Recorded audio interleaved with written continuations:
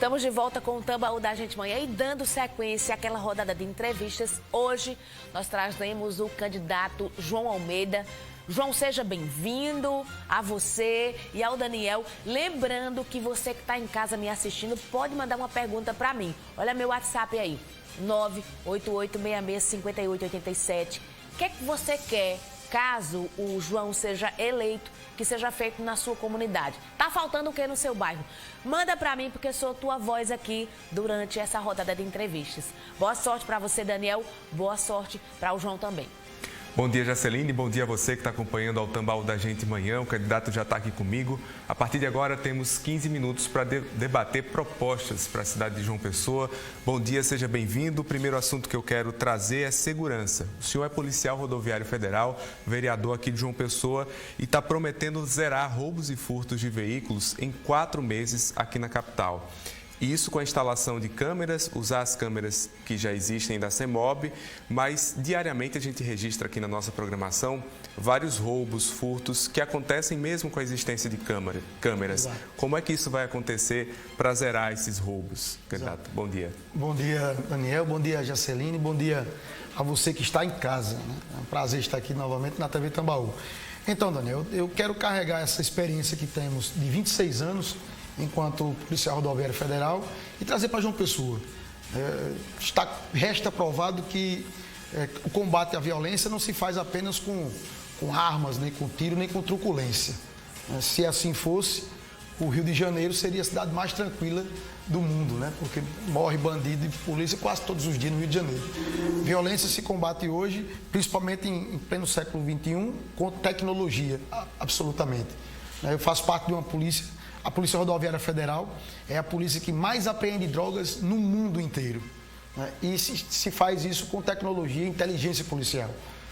Hoje a gente sabe que em João Pessoa tem um acervo de câmeras instaladas que, infelizmente, nos serve apenas para multar o motorista, multar os nossos usuários, né? Uma espécie de caça-níqueis, tá? E a gente vai transformar isso em benefício da população, fazer com que essas câmeras elas promovam, claro, também o controle de trânsito, mas, sobretudo, a segurança das pessoas. Né? Segurança no que diz respeito ao controle de tráfego de veículos e de pessoas, através de reconhecimento facial, controle de fluxo de placas e veículos, que em tempo real e em tempo anterior também, a gente pode controlar, né, o fluxo dessas pessoas. Em possíveis ilícitos, roubos, furtos, a gente pode, em questão aí de minutos, né, conter e fazer a apreensão do indivíduo. Eu não tenho dúvida nenhuma hoje, com a minha experiência, que em 4 meses a gente consegue sim zerar o número de furtos e roubos de veículos aqui em João Pessoa, como também diminuir muito, mas muito mesmo, a incidência de crimes na nossa capital. João Pessoa vai ser, Daniel, a cidade mais tranquila, a capital mais tranquila desse país, sem dúvida nenhuma. Vamos falar sobre pandemia. Qual será a sua postura, caso seja eleito prefeito de João Pessoa, em relação às flexibilizações que ainda não aconteceram, como o setor de eventos e a volta das aulas presenciais? Então, a gente vê um contrassenso, até ridículo às vezes, né? Você vê no período de campanha, faço o que eu digo e não faço o que eu faço. O prefeito, por exemplo, Luciano Cartacho, fazendo verdadeiros carnavais e tudo, com aglomerações, aquelas dancinhas e tudo, com muita gente em cima dele e tudo. E, ao mesmo tempo, ele prega para que as pessoas, principalmente no setor de evento, fiquem em casa, como se o dinheiro caísse um passe de mágica e as contas dessas pessoas fossem pagas, ainda que permanecessem em casa. Eu acho que isso aí é um absurdo. A gente tem que, o mais rápido possível, trabalhar com essa flexibilização, o amparo, o preparo para atendimento dessas pessoas. Já restou provado que, se tiver vontade política, a rede pública de saúde tem sim condições de atender a demanda do Covid, tá? E, ao mesmo tempo, a cidade não pare.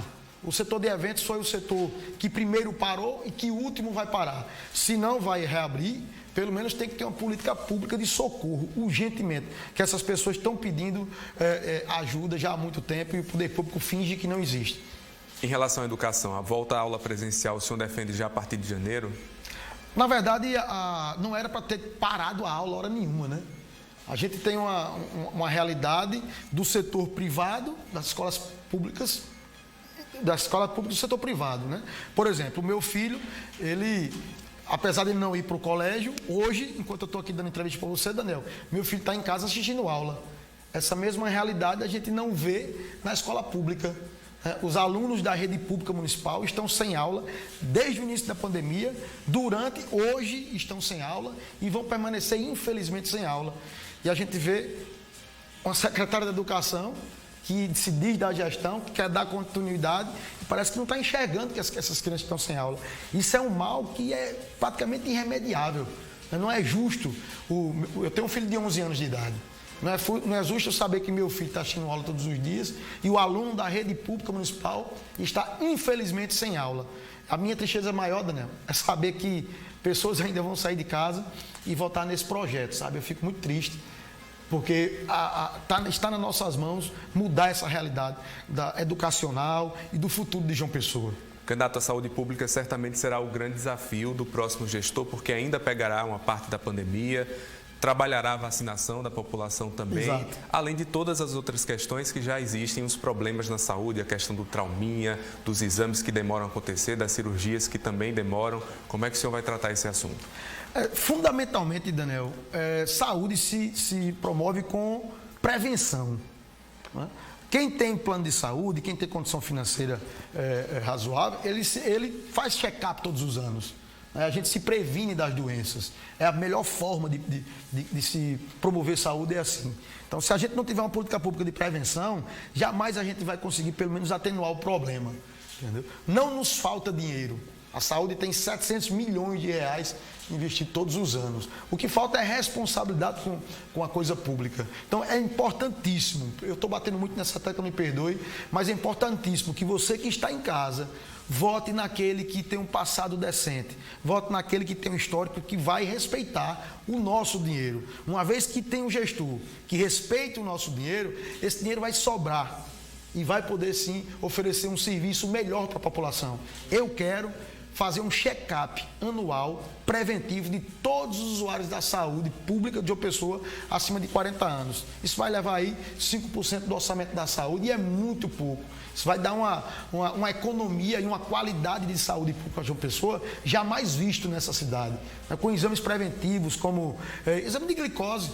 A glicemia, por exemplo, tem a cada 10 pessoas que tem diabetes de uma pessoa, apenas 2 sabem. 8 não sabem sequer que tem diabetes. E um exame desse custa R$4. É um hemograma completo, um exame que que mostra muita coisa da saúde das pessoas, custa também R$4. E por que isso não é feito preventivamente todos os anos? Eu vou fazer. Se me derem essa oportunidade, aliás, se vocês tiverem discernimento, vocês vão dar essa oportunidade a pessoas de bem que querem, com seriedade, promover a saúde pública de uma pessoa. Jacelinde, agora é contigo. Olha, deixa eu expor aí a pergunta do telespectador, João. Infelizmente, é um assunto que eu conheço, eu digo infelizmente porque isso acontece. O ciclista Milton, ele pergunta o seguinte: qual é a proposta do candidato para os ciclistas e como ele vai fazer para criar ciclofaixa nos corredores de João Pessoa? João, não sei se você conhece a realidade das ciclofaixas, das ciclovias aqui na capital. Infelizmente, a Prefeitura de João Pessoa, em alguns locais, fez uma pintura para dizer que é uma ciclofaixa, mas é cheio de buraco. Não tem proteção nenhuma para o ciclista. Você tem algum projeto? Eu sou ciclista. Essa pergunta também interessa para mim e para muitos ciclistas. Você sabe que cada vez mais tem crescido o número de ciclistas aqui na capital. Não só uma política direcionada, Jacelinde, mas parte de pequenas coisas. Veja, por exemplo, além de ser de má qualidade as ciclovias, são coisas que a gente geralmente não percebe no dia a dia, justamente na construção das ciclovias, por exemplo. Os meio-fios das ciclovias não são para ser pontiagudos. Todos os meio-fios dessas ciclovias, eles são pontiagudos porque é mais barato. Isso é um crime.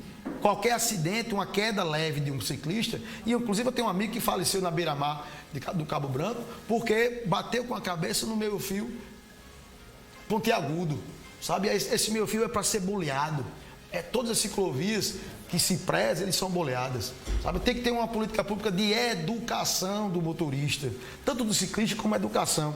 Veja, a faixa de pedestre, a gente acha que se promove a educação apenas com multas, né? e com ameaças. Não, com educação, com política de convencimento, se consegue sim uma sociedade mais justa e mais educada. Por exemplo, a ciclovia não precisa de ter um policial ali para multar, para o carro parar.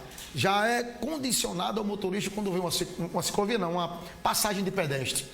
Quando o motorista vê a passagem de pedestre, ele se condiciona a parar. Mas isso é uma política educacional. A gente tem que ter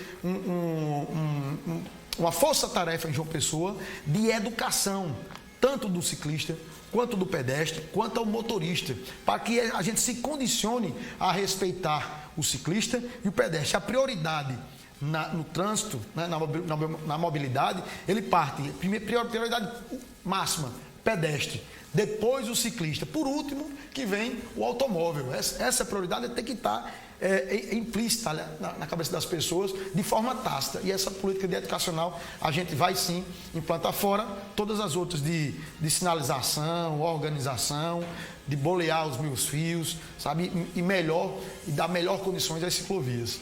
Vamos falar um pouco sobre política, candidato. O senhor fez parte da base do prefeito Luciano Cartacho enquanto vereador, certo. Foi secretário dele, inclusive, na área de desenvolvimento urbano, e agora faz uma candidatura de oposição à atual gestão. O que é que mudou na sua visão em relação ao prefeito Luciano Cartacho? O candidato, aliás, a candidata, entendeu? Eu não posso concordar, Daniel, com um projeto familiar. Aí está posta uma candidata pelo simples fato de ser parente do prefeito, de ser cunhada do prefeito. Uma vez é o irmão, outra vez é a cunhada. Acho não, capitania hereditária é uma realidade que passou há muito tempo na Paraíba, aliás, no Brasil. A gente não pode fazer política como se fosse para a nossa família. Não concordo com isso. Eu era vereador de João Pessoa, aliás, ainda sou vereador de João Pessoa, tá? Sou candidato a prefeito, nem por isso eu coloquei minha esposa no meu lugar, nem coloquei minha irmã no meu lugar, nem minha filha, que poderia ser. Eu acho que a política se faz em conjunto e não para dentro da própria casa. Outra coisa, eu na pandemia, Daniel, eu enxerguei o que todo mundo está enxergando. Você que está em casa, que tem um filho que estuda na escola pública municipal, sabe que seu filho está sem aula, até hoje. E é essa cidadã que o prefeito quer colocá-la como prefeita da cidade. Puxa vida, ela passou 4 meses à frente da secretaria, ela não viu que o aluno estava sem aula. É essa pessoa que eu tenho que apoiar para ser prefeito? De forma alguma, de forma alguma. Eu não apoio projetos familiares, a política não cabe mais isso, na política moderna não cabe isso. Eu não apoio situações de um passado indecente, como corrupção, está posto isso, pessoas que se envolveram na Calvário, confraria, cheque-mate, sabe, jampa digital. O cenário está aí posto, são as mesmas pessoas. É o mesmo cenário, os mesmos personagens de um passado horrível de João Pessoa. Eu quero crer que nós não merecemos isso. Eu convoco você que está em casa, vamos votar na ficha limpa. Se a gente votar em pessoas decentes, vai sobrar dinheiro para a saúde, para a educação, para a mobilidade urbana, para tudo. O orçamento de João Pessoa, Daniel, são 2 bilhões e 600 milhões de reais. O orçamento da saúde, a gente está falando de 700 milhões de reais. Resta ter uma pessoa honesta à frente da gestão que vai sobrar dinheiro para muita coisa.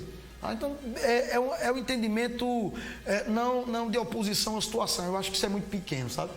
É um entendimento pró-sociedade, pró-João Pessoa, para que você em casa seja respeitado com aquele imposto que você paga, o IPTU que já é muito caro, sabe, a mordaça que você já tem do poder público, que ele tem o dever de retribuir a você com um serviço de qualidade e com celeridade.